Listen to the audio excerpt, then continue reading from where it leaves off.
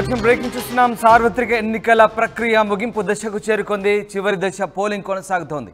8 రాష్ట్రాల్లోని 57 స్థానాలకు ఎన్నికలు సాగుతున్నాయి.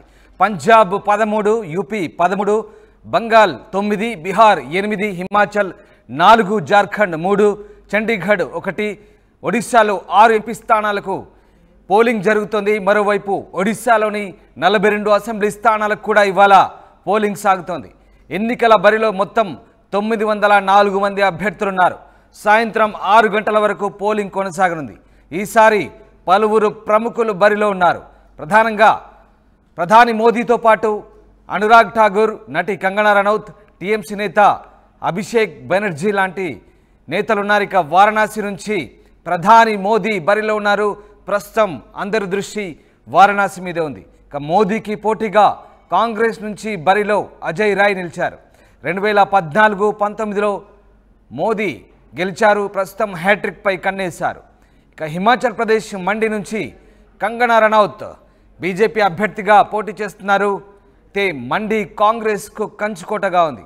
అక్కడి నుంచి కాంగ్రెస్ అభ్యర్థి విక్రమాదిత్య సింగ్ బరిలో ఉన్నారు. ఇక హిమాచల్ ప్రదేశ్లో కేంద్ర మంత్రి అనురాగ్ ఠాకూర్తో పాటు కాంగ్రెస్ అభ్యర్థి సత్యపాల్ సింగ్ తలబడుతున్నారు. అనురాగ్ ఠాకూర్ ఇక్కడి నుంచి ఇప్పటి వరకు 3 సార్లు ఎంపీగా పోటీ చేసి గెలుపొందారు. ఇక ఈ నెల 4న ఫలితాలు రాబోతున్నాయి. ఇవాళ మరోవైపు ఎగ్జిట్ పోల్స్ వెలువడబోతున్నాయి. ఎగ్జిట్ పోల్స్ పైనే సర్వత్రా ఆసక్తి నెలకొంది. దేశవ్యాప్తంగా ఎగ్జిట్ పోల్స్ పై ఇవాళ ఎంతో ఉత్కంఠగా ఎదురుచూస్తున్న పరిస్థితి. పోలింగ్ ముగియగానే వెంటనే ఎగ్జిట్ పోల్స్ ప్రకటించబోతున్నారు వివిధ మీడియా సంస్థలు.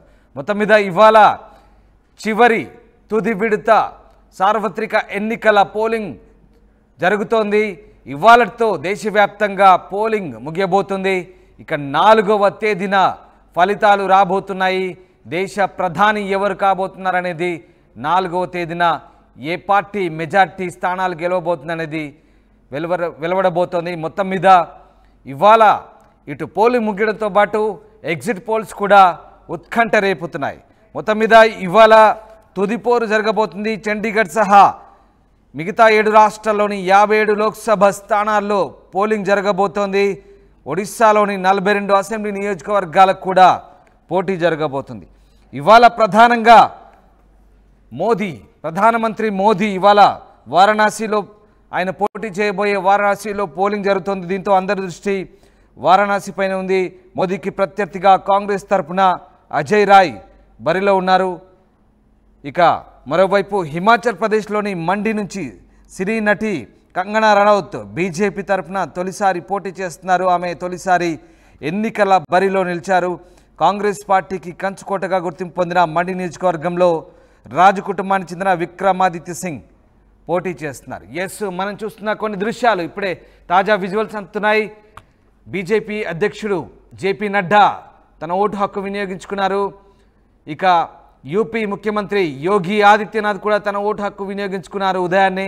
మరోవైపు క్రికెటర్ హర్భజన్ సింగ్ తన ఓటు హక్కును వినియోగించుకున్నారు. దానికి సంబంధించిన దృశ్యాలు మనం చూస్తున్నాం. లేటెస్ట్ విజువల్స్ అందుతున్నాయి. ఆర్టీవీ స్క్రీన్పై మీరు చూస్తున్న దృశ్యాలు తాజా దృశ్యాలు, లేటెస్ట్ విజువల్స్. యూపీ ముఖ్యమంత్రి యోగి ఆదిత్యనాథ్ తన ఓటు హక్కు వినియోగించుకున్నారు.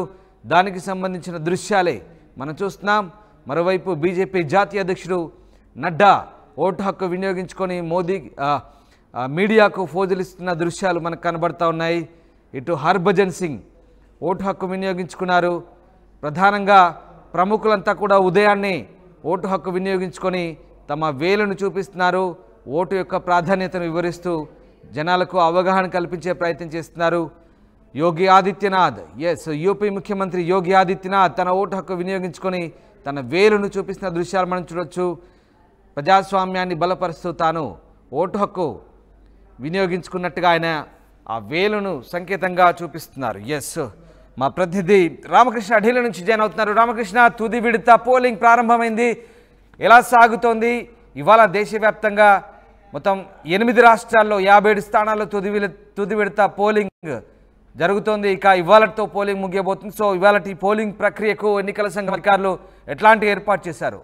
ఆర్కే ఇక తుది విడత పోలింగ్ ప్రారంభమైంది. మరి దేశవ్యాప్తంగా కూడా ఇది లాస్ట్ ఫేజ్ అని చెప్పాలా, మరి ఈ 7th ఫేజ్ ఇది. మరి ఇప్పటిదాకా 6 విడతల్లో పోలింగ్ జరిగింది.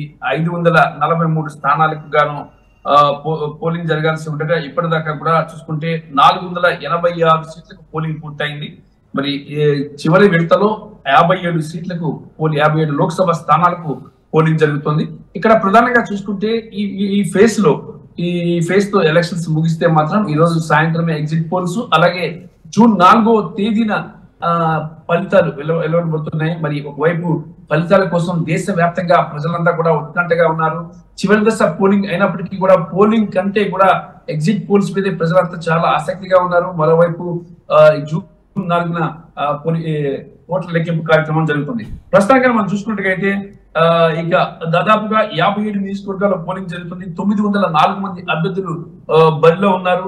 10.06 కోట్ల మంది ఓటర్ల కోసం ఈసీ 1.09 లక్షల పోలింగ్ స్టేషన్ ఏర్పాటు చేసింది. ఈ విడతలో పలువురు కేంద్ర మంత్రులు, ప్రతిపక్ష నేతలు కూడా తమ అదృష్టాన్ని పరీక్షించుకోబోతున్నారు. ముఖ్యంగా చూసుకుంటే ఈసారి ఈ ప్రధానమంత్రి నరేంద్ర మోడీ, కేంద్ర మంత్రులు అనురాగ్ ఠాకూర్, ఆర్కే సింగ్, మహేంద్ర పాండే, పంకజ్ చౌదరి, అలాగే అనుప్రియ పటేల్ సహా పలువురు ప్రముఖులు ఈ విడతలో ఉన్నారు. మరి 18వ లోక్సభను కొలువు తీర్చేందుకు జరుగుతున్న సార్వత్రిక ఎన్నికల్లో దాదాపుగా 543 స్థానాలకు పోలింగ్ ఈ రోజు సాయంత్రానికి పూర్తవుతుంది. మరి దేశవ్యాప్తంగా కూడా ప్రజలైతే మాత్రం చాలా ఆసక్తిగా ఉత్కంఠగా ఎదురు చూస్తున్నారు. మరోవైపు కేంద్ర ఎన్నికల సంఘం దేశ రాజధాని ఢిల్లీలోని నిర్వచన సదన్ నుంచి తాజా పరిస్థితిని పర్యవేక్షిస్తుంది. చివరి విడత కావడంతో ఎక్కడ ఎలాంటి వైలెన్స్ లేకుండా జీరో వైలెన్స్ పోలింగ్ నిర్వహించాలని కేంద్ర ఎన్నికల సంఘం భావిస్తుంది. మరి అయితే ప్రధానమంత్రి నరేంద్ర మోడీ కూడా ఈ రోజు ఒక పిలుపునిచ్చారు. యూత్ అంతా కూడా ముందుకు వచ్చి ఓటు వేయాలి. 7వ విడతలో ఎక్కువ మంది యూత్ ఉన్నారు, వచ్చి ముందుకు ఓటు వినియోగించుకోవాలని చెప్పేసి ప్రధానమంత్రి కోరడం జరిగింది. అయితే అందరి దృష్టి కూడా 7వ విడతలో మోడీ హ్యాట్రిక్ మీదే ఉంది. మోడీ ఇన్ని లక్షల ఓట్ల మెజార్టీతో గెలుస్తారు అనేది ఇక్కడ ప్రధాన అంశంగా అయితే మారింది. మరి దాంతో పాటు ఇక 13వ లోక్సభ అయితే ఇప్పటిదాకా చూసుకున్నట్టుగైతే మాత్రం పలువురు కేంద్ర మంత్రులు తమ ఓటును వినియోగించుకున్నారు. మరి వినియోగించుకోవడంతో పాటు ప్రజలకు ఒక సందేశాన్ని కూడా ఇచ్చారు. ఓటింగ్ పర్సెంటేజ్ పెరగాలి, ప్రతి ఒక్కరు ప్రజాస్వామ్యానికి పండగ, ఓటర్లందరూ ముందుకు వచ్చి ఓటు వేయాలని చెప్పేసి కూడా కోరుతున్నారు. ఇక దాదాపుగా దేశ వ్యాప్తంగా కూడా ఇప్పటిదాకా కూడా ఎలాంటి వైలెన్స్ అయితే జరగలేదు. పోలింగ్ ప్రశాంతంగా జరుగుతుంది. మరి చూడాలి రామకృష్ణ, అంటే ముఖ్యంగా కొన్ని సమస్యాత్మక ప్రాంతాలను ఇక్కడ బీహార్, పశ్చిమ బెంగాల్ సంబంధించి కొన్ని స్థానాలు ఇవాళ పోలింగ్ జరగబోతుంది. దీనికి సంబంధించి ఎన్నికల సంఘం ఎలాంటి ఏర్పాటు చేసింది, అలాగే మిగతా రాష్ట్రాల్లో మొత్తం 57 స్థానాల్లో చండీగఢ్ కేంద్రపాలిత ప్రాంతంతో పాటు మిగతా 7 రాష్ట్రాల్లోని 57 స్థానాల్లో కూడా ఇవాళ పోలింగ్ సంబంధించి ఎట్లాంటి చర్యలు తీసుకుంటున్నారు భద్రతా పరంగా? భద్రతా పరంగా గట్టి చర్యలు తీసుకున్నారు. ముఖ్యంగా పారామిలిటరీ ఫోర్సెస్ వినియోగించారు. మరి ఇప్పటికే అబ్జర్వర్స్ తాజా పరిస్థితిని ఈ కేంద్ర ఎన్నికల సంఘానికి వివరించడం జరిగింది. ముఖ్యంగా రాష్ట్రాలకు సంబంధించి డీజీపీలు, చీఫ్ సెక్రటరీస్ తో కూడా మాట్లాడడం జరిగింది కేంద్ర ఎన్నికల కమిషన్. అక్కడున్న పరిస్థితిని బట్టి ఫోర్సెస్ ని రంగంలోకి దింపారు. ఇక ఫోర్సెస్ అంటే పారామిలిటరీ ఫోర్సెస్ తో పాటు ఇక ఆర్మీ, కొన్ని ప్రాంతాల్లో ఆర్మీని కూడా రంగంలోకి దించడం జరిగింది. మరి ఎక్కడ ఎలాంటి వైలెన్స్ జరగకుండా అన్ని రకాల చర్యలు అయితే తీసుకుంటున్నారు. మరి కొన్ని చోట్ల సమస్యాత్మక ప్రాంతాలతో పాటు కొన్ని ప్రాంతాలకి ఓటు వేయడానికి వెళ్ళడానికి వీళ్ళని రోడ్డు మార్గం లేని ప్రాంతాలకు కూడా పడవల్ని ఏర్పాటు చేశారు. కేంద్ర ఎన్నికల సంఘం కూడా దీనికి సంబంధించి వీడియోస్ కూడా రిలీజ్ చేసింది. పడవల్లో వెళ్లి ఓటు వేయడానికి అవసరమైనటువంటి అన్ని ఏర్పాట్లు కూడా పడవలను కూడా ఏర్పాటు చేయడం జరిగింది. మరి దీంతో పాటు ఎక్కడైనా ఓటు వేసే కేంద్రాల్లో ఏదైనా సమస్యగా ఉత్పన్నమైతే వెంటనే సిఇఓస్ అలర్ట్ అయ్యి సమస్యగా పరిష్కరించాలి, ఎలాంటి వైలెన్స్ జరగకోకుండా చూసుకోవాలని చెప్పేసి ఇప్పటికే పోలింగ్ అధికారులకు, అబ్జర్వర్లకు కేంద్ర ఎన్నికల సంఘం చెప్పడం జరిగింది. కాబట్టి సమస్యాత్మక ప్రాంతాల్లో భారీ భద్రతా దళాల నేపథ్యంలో ఎక్కడ ఎలాంటి అవాంఛనీయ సంఘటనలు జరిగే అవకాశం అయితే లేదు. సాయంత్రం 5 గంటల వరకు పోలింగ్ జరుగుతుంది. మరి 6:30 గంటలకు ఎగ్జిట్ పోల్స్ రాబోతున్నాయి. ప్రజలంతా కూడా ఈ ఎగ్జిట్ పోల్స్ లో ఏమొస్తుంది, ఎవరు వస్తారు అనే అంశం మీద చాలా ఉత్కంఠంగా ఎదురు చూస్తున్నారు. ఈ రోజు సాయంత్రం 5 ప్రస్తుతానికి పోలింగ్ ప్రారంభమైంది. సాయంత్రం 5 గంటల వరకు కూడా పోలింగ్ ప్రక్రియ జరుగుతుంది. రైట్. అలాగే అందరి దృష్టి కూడా ఇవాళ ప్రధానంగా వారణాసిపై ఉంది.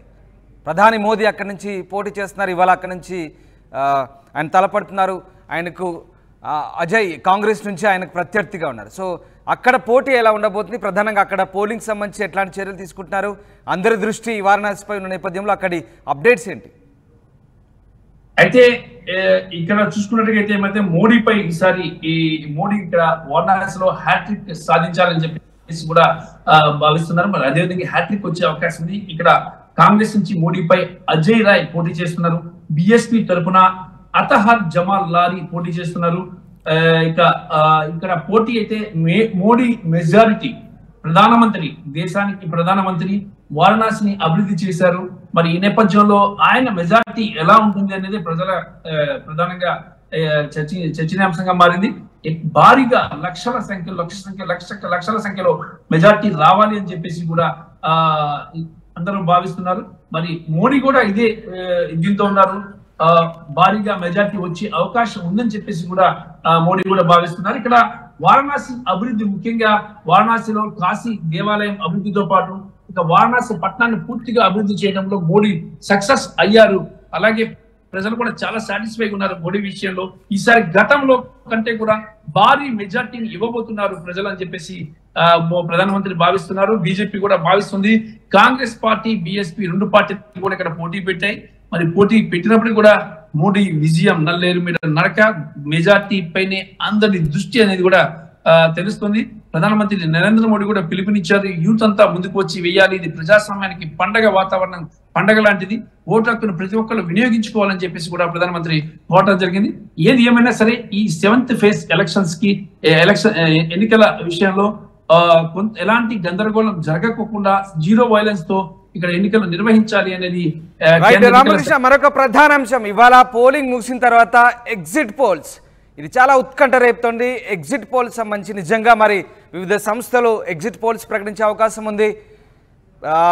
దేశవ్యాప్తంగా ఉన్నటువంటి ఓటరు నాడిని పసిగట్టే అవకాశం ఉందనుకోవచ్చా? కొంచెం దగ్గరగా ఎగ్జిట్ పోల్స్ ఉండే అవకాశం ఉందనుకోవచ్చా? And moreover exit polls సంబంధించి ఇవాళ చాలామంది పందాలు కాస్తున్నారు, బెట్టింగ్లు కాస్తున్నారు. చాలా దేశవ్యాప్తంగా కూడా కొన్ని సంస్థలు ఎదురు చూస్తున్నాయి, పారిశ్రామిక వర్గాలు ఎదురు చూస్తున్న పరిస్థితి. ఎగ్జిట్ పోల్స్ సంబంధించి వివిధ వర్గాలు కూడా చాలా ఉత్కంఠగా ఆసక్తిగా చూస్తున్న పరిస్థితి. ఏం జరగబోతుంది ఎగ్జిట్ పోల్స్ సంబంధించి, ఇవాళ అంచనాలు ఎలా ఉండబోతున్నాయి?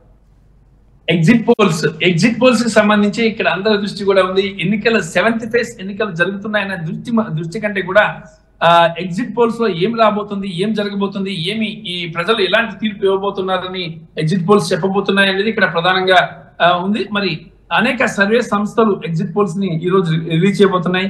ఈ రోజు సాయంత్రం 6 గంటల వరకు కూడా ఎగ్జిట్ పోల్స్ పై నిషేధం ఉంది. 6 గంటల తర్వాత 6:30 గంటలకు ఎగ్జిట్ పోల్స్ రాబోతున్నాయి. కొన్ని సంస్థలు ఎన్డీఏ కూటమి అధికారంలోకి వస్తుందని చెప్పేసి చెప్తున్నాయి. అయితే భారీ మెజార్టీ లేకపోయినా సరే ప్రభుత్వాన్ని ఏర్పాటు చేసే దిశగా ఎన్డీఏకి సీట్లు వస్తాయని కొన్ని ఎగ్జిట్ పోల్స్ చెప్పబోతున్నాయి. అలాగే మరికొంతమంది అయితే ఇక ఇండియా కూటమి వస్తుందని చెప్పేసి కూడా మరికొన్ని సంస్థలు అయితే చెబుతున్నాయి. ఇండియా కూటమిలోని ప్రతిపక్ష పార్టీలు, ముఖ్యంగా ప్రాంతీయ పార్టీలే అధికారంలోకి వస్తాయని చెప్పేసి కూడా మరికొన్ని ఎగ్జిట్ పోల్స్ చెప్తున్నాయి. మరి ఈ నేపథ్యంలో దాంతో పాటు చాలా ఇంట్రెస్టింగ్ గా దేశవ్యాప్తంగా కూడా చర్చనీయాంశంగా మారింది ఆంధ్రప్రదేశ్ అసెంబ్లీ ఎన్నికల్లో ఈసారి రసవత్తరమైన పోరు ఉన్న నేపథ్యంలో కూటమి గెలుస్తుందా, లేదంటే ఇప్పటికే ప్రభుత్వాన్ని ఏర్పాటు చేసిన వైసీపీ పార్టీ జగన్మోహన్ రెడ్డి గెలుస్తారా అనేది కూడా దేశ రాజధాని ఢిల్లీలో కూడా చాలా ఉత్కంఠంగా ఫలితంగా చర్చ జరుగుతుంది. మరి సాయంత్రం రాబోయే ఎగ్జిట్ పోల్స్ లో ఏ పార్టీకి ఎగ్జిట్ పోల్స్ పట్టం కడతాయి అనేది కూడా ఇక్కడ చాలా ఆసక్తికరంగా భారీ ఎత్తున బెట్టింగ్ జరుగుతుంది.